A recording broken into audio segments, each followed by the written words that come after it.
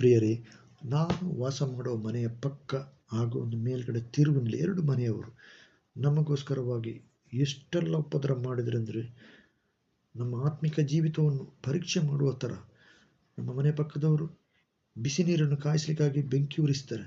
ಅದು ಆ್ಯಕ್ಚುಲಿ ನಮ್ಮ ಕಿಚನ್ ಪಕ್ಕದಲ್ಲಿ ಇರೋದು. ಎಷ್ಟೋ ಸರಿ ಅವರಿಗೆ ಆ ಕಡೆ ಜಾಗ ಒಳ್ಳೆ ಉಂಟು, ಒಳ್ಳೆ ಚೆನ್ನಾಗಿ ಮಾಡ್ಬೋದು. ಬೇಕಂತೇಳಿ ಬೆಂಕಿ ಉರಿಸ್ತಾರೆ. ಅದು ನಮ್ಮ ಕಿಚನಿಗೆ ಹೊಗೆಯೆಲ್ಲ ಬರ್ತದೆ. ಎಷ್ಟೋ ಸಾರಿ ಹೇಳಿದ್ದೇನೆ, ನಾನು ಮೊದಲಾಗೆ ನಾನು ಕೋಪ ಸ್ವಭಾವವನ್ನು, ಅದು ನನಗೆ ಗೊತ್ತಿದೆ, ಇದು ನನ್ನ ಪರೀಕ್ಷೆ ಮಾಡಲಿಕ್ಕೆ ಬರೋದು ಅಂತ. ಆದರೆ ನಾನು ಸುಮ್ಮನೆ ಇದ್ದೆ. ಅವರು ಎಷ್ಟೆಲ್ಲ ನಮಗೆ ಉಪದ್ರ ಮಾಡಿದ್ರು, ಬೆಂಕಿ ಹಾಕಿ ಅದೆಲ್ಲ ತುಂಬ ಇದು ಮಾಡಿದ್ರು, ಹೊಗೆ ಬಡಿಸುವಂತೆ. ಆದರೆ ದೇವರು ಏನು ಮಾಡಿದ್ರು, ಅದು ನಮಗೆ ಒಳ್ಳೆಯದಕ್ಕಾಗಿ ಮಾಡಿದ್ರು. ನಾನು ಅಲ್ಲಿ ಒಂದು ರೂಮನ್ನು ಕಟ್ಟಲಿಕ್ಕೆ ನನಗೆ ದೇವರು ಸಹಾಯ ಮಾಡಿದ್ರು. ಈಗ ರೂಮ್ ಕಟ್ಟಿದಂತೆ ಅವರು ಬೆಂಕಿ ಹಾಕೋದು ನಿಲ್ಲಿಸಿಬಿಟ್ರು. ಅದೇ ರೀತಿ ಮೇಲ್ಗಡೆ ತಿರುವಿನಲ್ಲಿ ಮನೆಯವರು, ಅವರು ತುಂಬ ಉಪದ್ರ, ಎಷ್ಟೋ ಸರಿ ನನ್ನ ಮೇಲೆ ಸುಳ್ಳು ಕೇಸುಗಳನ್ನು ಹಾಕಿ, ಆದರೆ ಅದು ಅವರ ವಿರುದ್ಧವಾಗಿಯೇ ಬಂತು. ಅವರಿಗೆ ಇನ್ನು ಏನು ಮಾಡಬೇಕಂತೇಳಿ ಗೊತ್ತಾಗದೆ, ಒಂದು ಸರಿ ನಾವು ಇಲ್ಲಿಂದ ಚೆನ್ನೈಗೆ ಒಂದು ಚರ್ಚಿದು ಪ್ರೋಗ್ರಾಮ್ಗೆ ಅಂತೇಳಿ 4 ದಿವಸ ಪ್ರೇಯರ್ ಮೀಟಿಂಗ್ ಅಂತ ಹೋಗಿದ್ದೆವು. ನಮ್ಮದು ಮೇಲ್ಗಡೆ 2 ಮನೆ ಬಾಡಿಗೆ ಇದೆ, ಅದರಲ್ಲಿ ಒಂದು ಮನೆ ಖಾಲಿ ಇತ್ತು. ನಮ್ಮ ಬ್ರೋಕರ್ ಹತ್ರ ಹೇಳಿದೆವು. ಅವರು ಹೇಳಿದ್ರು ಬೀಗ ಹಾಕಬೇಡಿ ಅಂತೇಳಿ, ನಾನು ಬಂದು ತೋರಿಸ್ಬೇಕಲ್ಲ ಅಂತ. ನಾನು ಅದಕ್ಕೆ ಬೀಗ ಹಾಕಲಿಲ್ಲ. ನಾವು ಬರುವಾಗ ಆ ರೂಮಲ್ಲೆಲ್ಲ ಒಣ ಎಲೆಗಳನ್ನು ಹಾಕಿದ್ದಾರೆ. ಫುಲ್ ಒಣ ಎಲೆ ಮತ್ತು ಬೂದಿಯಿಂದ ಎಲ್ಲ ಇದು ಮಾಡಿಬಿಟ್ಟಿದ್ದಾರೆ.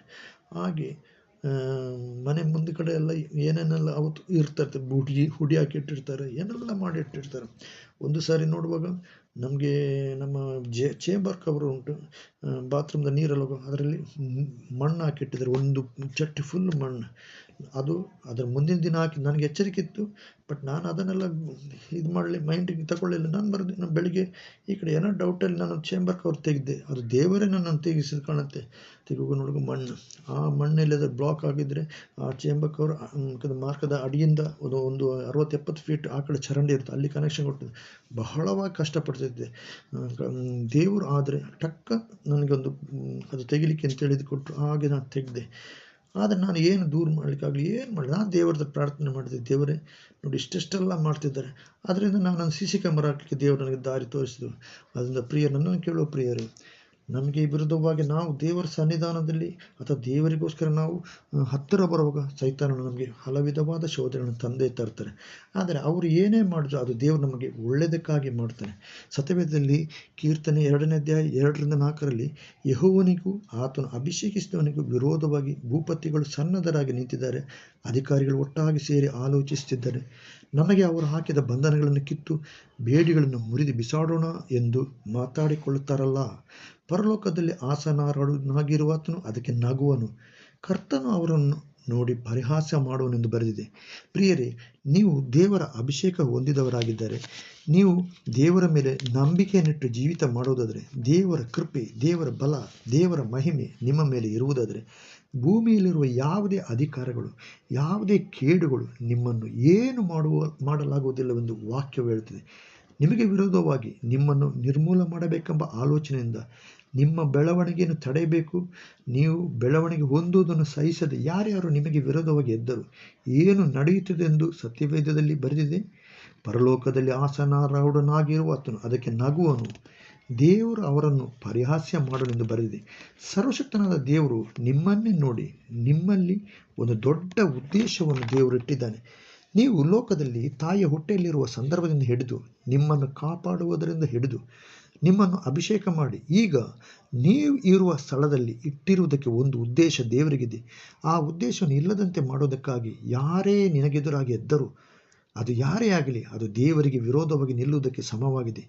ಅವರು ನಿಮಗೆದುರಾಗಿ ಕ್ರಿಯೆ ಮಾಡುತ್ತಿರಬಹುದು, ಆದರೆ ನೀವು ದೇವರಿಂದ ಅಭಿಷೇಕಿಸಲ್ಪಟ್ಟವರಾಗಿರುತ್ತೀರಿ.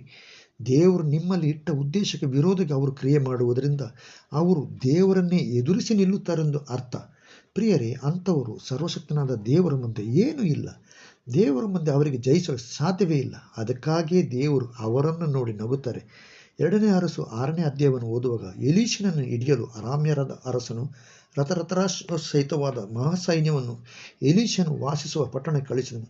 ಎಲೀಷನ ಸೇವಕನು ಬೆಳಿಗ್ಗೆದ್ದು ಹೊರಗೆ ನೋಡುವಾಗ ಪಟ್ಟಣ ಸುತ್ತ ರಥರಥಾಶ್ವ ಸಹಿತವಾದ ಮಹಾಸೈನ್ಯವು ಪಟ್ಟಣ ಸುತ್ತಲೂ ಕಂಡು ಹೆದರಿ ಎಲೀಷನೊಡನೆ ತಿಳಿಸಿದನು. ಎಲೀಷನು ಸೇವಕನಿಗೆ, ಹೆದರಬೇಡ, ಅವರ ಕಡೆಯಲ್ಲಿ ಇರುವವರಿಗಿಂತಲೂ ನಮ್ಮ ಕಡೆಯಲ್ಲಿರುವವರು ಹೆಚ್ಚಾಗಿದ್ದಾರೆ ಎಂದು ಹೇಳಿ ದೇವರ ಮೂಲಕ ಆ ಸೇವಕನ ಆತ್ಮಿಕ ಕಣ್ಣುಗಳನ್ನು ತೆರೆಸಿದನು. ನಂತರ ಸೇವಕನು ನೋಡುವಾಗ ಎಲೀಷನ ರಕ್ಷಣೆಗಾಗಿ ಅಗ್ನಿಮಯವಾದ ರಥರಥಾಶ್ವಗಳು ಆ ಸೇವಕನೇ ಕಂಡು. ಆದುದರಿಂದ ಪ್ರಿಯರೇ, ನೀವು ಯೇಸು ಕ್ರಿಸ್ತನಿಗೋಸ್ಕರ ಮೆಚ್ಚುಗೆಯುಳ್ಳ ಜೀವಿತವನ್ನು ಮಾಡುವವರಾಗಿದ್ದರೆ ನಿಮಗೆ ವಿರೋಧವಾಗಿ ಎಷ್ಟೇ ಪ್ರಬಲರು ವಿರೋಧಿಗಳು ಬಂದರು ದೇವರ ಸೈನ್ಯ ನಿಮಗೋಸ್ಕರ ಅವರನ್ನು ಜಯಿಸುತ್ತದೆ. ನೀವು ಯೇಸು ಕ್ರಿಸ್ತನಲ್ಲಿ ಭರವಸೆದಿಂದಿರಿ. ಇದು ನನ್ನ ಅನುಭವ ಸಾಕ್ಷಿಯಾಗಿರುತ್ತದೆ.